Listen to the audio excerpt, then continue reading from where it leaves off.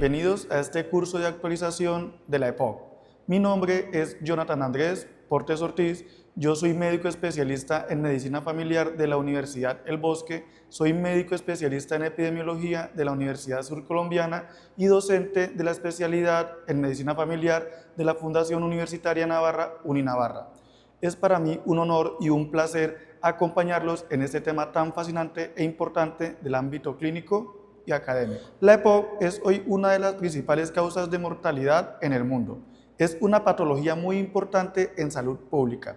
Su entendimiento actual es el resultado de siglos de observación clínica, avances anatómicos, desarrollo tecnológico y consensos científicos internacionales. A lo largo del tiempo, los conceptos que hoy tenemos de la EPOC han evolucionado. En este módulo inicial hablaremos de una revisión histórica.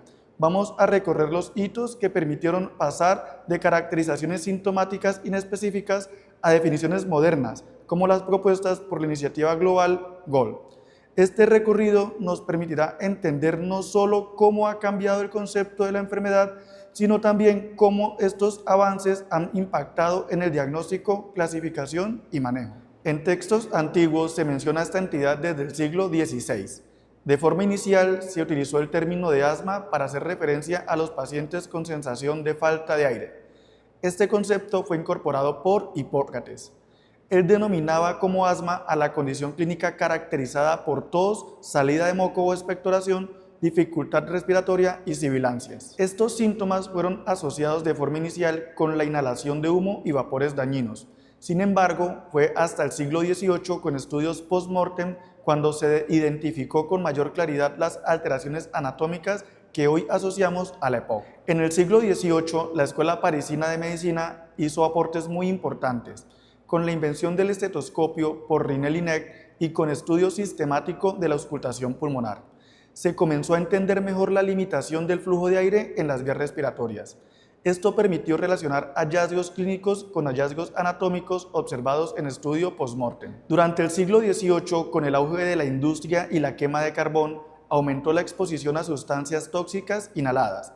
Como consecuencia, aumentaron las enfermedades respiratorias. En ese momento, los síntomas eran llamados bronquitis o enfisema. En 1846, Hutchinson desarrolló el espirómetro. Posterior, Tifino y Pinelli hicieron aportes en fisiología pulmonar. Esto permitió medir de manera objetiva la limitación del flujo de aire. Tifino caracteriza y define las variables espirométricas, su relación con la edad y con la severidad de las condiciones ventilatorias. También menciona los cambios existentes entre bronquitis, enfisema y asma. Uno de los eventos que generó atención oficial hacia esta enfermedad ocurrió en 1952, cuando una intensa niebla se posó en Londres. Este evento ocasionó cerca de 4.000 muertes asociadas a enfermedades respiratorias. En 1958 se reunió un comité de expertos. Su objetivo fue establecer definiciones claras de bronquitis, enfisema y EPOC. Los resultados fueron publicados en 1959. En la última década del siglo XX, las sociedades de neumología unificaron conceptos para definir diagnóstico, manejo y prevención de la EPOC. También se enfatizó el efecto nocivo del tabaco, del humo de leña y de la exposición a gases. Se estableció su relación directa con las enfermedades respiratorias. La EPOC debe entenderse en el contexto de múltiples condiciones que afectan las vías respiratorias. Estas condiciones están relacionadas. Ya hemos mencionado algunas como enfisema, la bronquitis y el asma. Estas entidades forman una gama de afecciones relacionadas que pueden superponerse. La Iniciativa Global para la Enfermedad Pulmonar Obstructiva Crónica, también denominada GOLD, define la EPOC como una afección pulmonar heterogénea que se caracteriza por síntomas respiratorios persistentes como disnea, tos y expectoración. Estos síntomas se deben a alteraciones en las vías aéreas o en los alveolos y como resultado se genera una limitación persistente y sucesiva al flujo de aire. Para pensar en el diagnóstico de EPOC se necesita de una valoración clínica completa. Debemos documentar varias condiciones. Para empezar, deben estar los síntomas respiratorios como tos, disnea y expectoración. No son los únicos, pero estos son los denominados síntomas cardinales. Segundo, el antecedente de exposición a factores de riesgo medioambientales como biomasa, tabaco, humo, polución, etc. Tercero, confirmar la limitación del flujo de aire mediante un estudio espirométrico. En conclusión, para confirmar el diagnóstico se requieren todas las condiciones mencionadas anteriormente. Desde el punto de vista clínico, existen unas condiciones nosológicas particulares y hasta cierto punto superpuestas en el contexto del EPOC.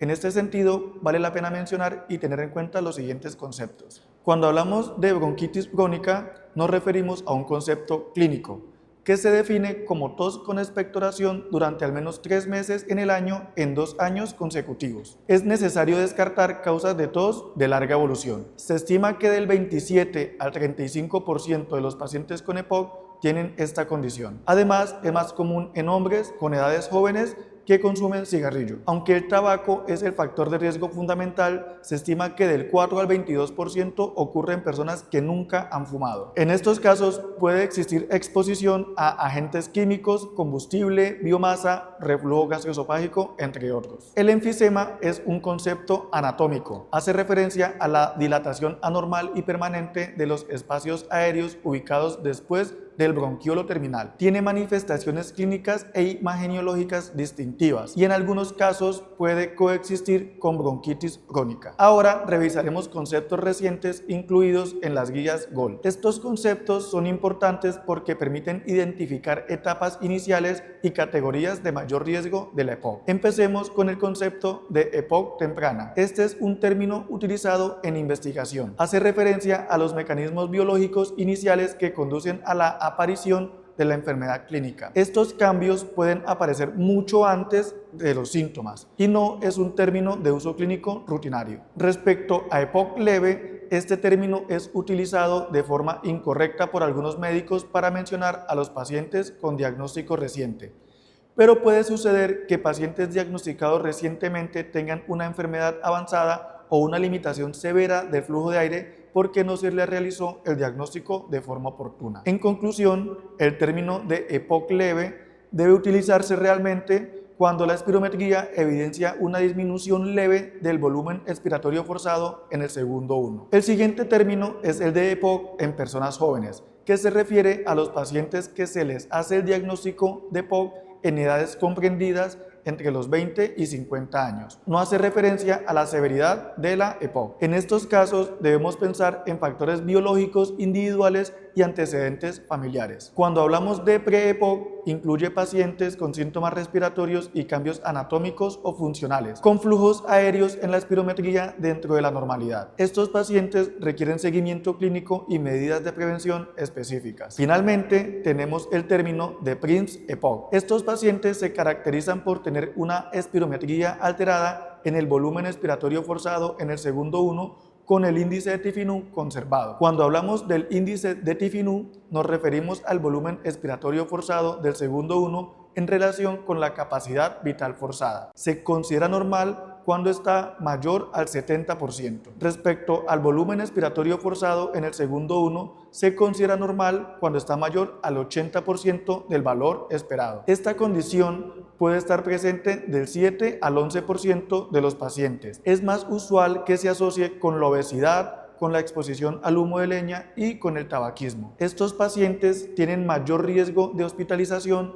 de mortalidad cardiovascular y desarrollar en el futuro limitación persistente al flujo de aire. Se estima que cerca del 30% de estos pacientes evolucionará hacia la limitación del flujo de aire u obstrucción en el tiempo.